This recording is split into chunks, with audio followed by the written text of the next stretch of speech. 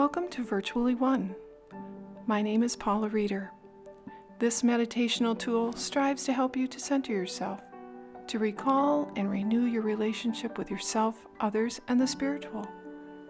Our time together will include a short reflection from a spiritual guide, followed by a time for self-meditation. Don't worry, you will be guided along every step of the path. So let's get started. Today, we reflect on the words of Sister Doris Klein, called Lost, from her book called Journey of the Soul. She writes, "Sometimes life is hard. We become tired, confused. We lose our bearings and are unexpectedly upended. Although we struggle to remain in complete control, we are whisked off our feet by a wave of change that leaves us uncertain.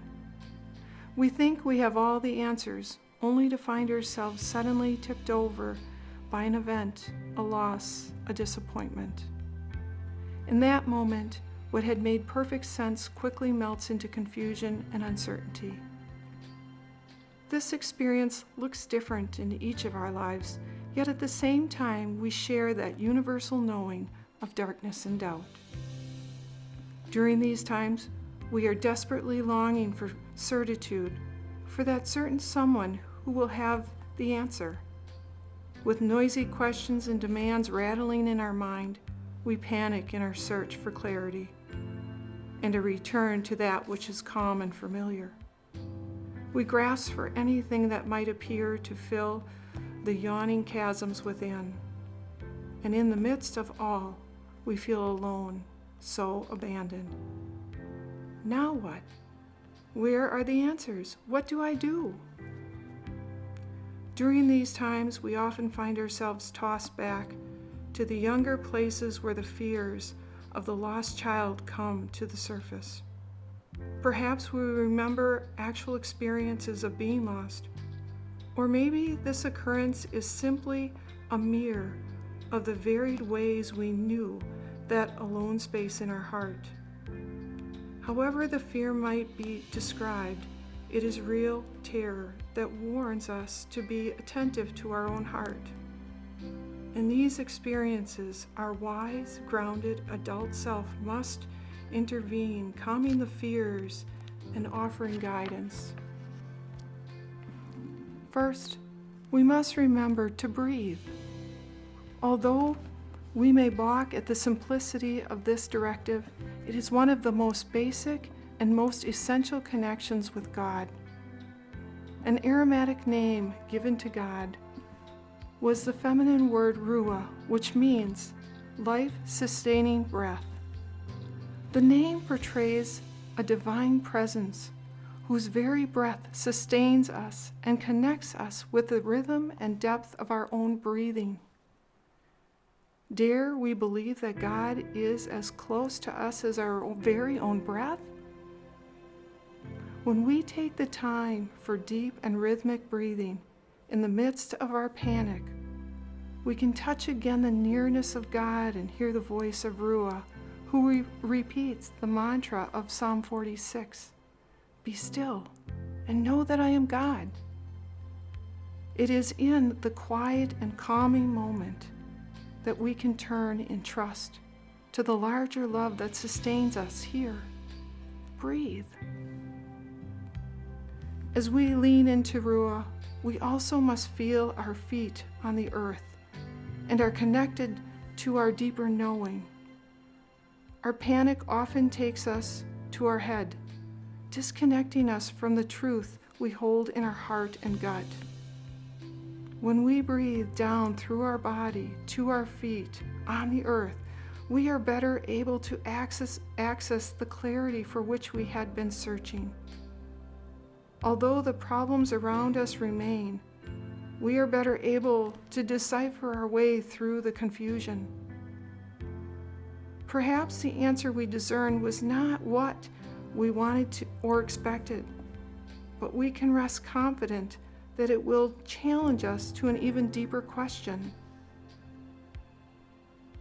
We continue to recognize that this course of life is a journey, not a destination. Often, it is a crooked road, sometimes looping back as we revisit those places that hold more for us to see. What we define as being lost is sometimes our resistance to revisit those places and experience that challenge our faith and trust. Yet when we are faithful and honest, we are able to recognize more quickly the landscaping of our panic as we remember to breathe and trust that the clarity will follow. As we now move into our self-meditation, please find a space where you will be undisturbed for a period of time. Feel free to sit cross-legged on a cushion or in a chair with your feet flat on the floor. Whatever your sitting position, make sure your back is straight, but not too tense. Imagine a string from your tailbone pulling all the way up your spine to the highest point in your head. Now, softly close your eyes and breathe. Slowly and deeply, with your hands rested, either with palms up to receive or palms down to feel grounded, breathe. Your mind should follow the path of the breath going in and out of your nose. If you notice your mind drifting off, simply bring your thoughts back into your breath.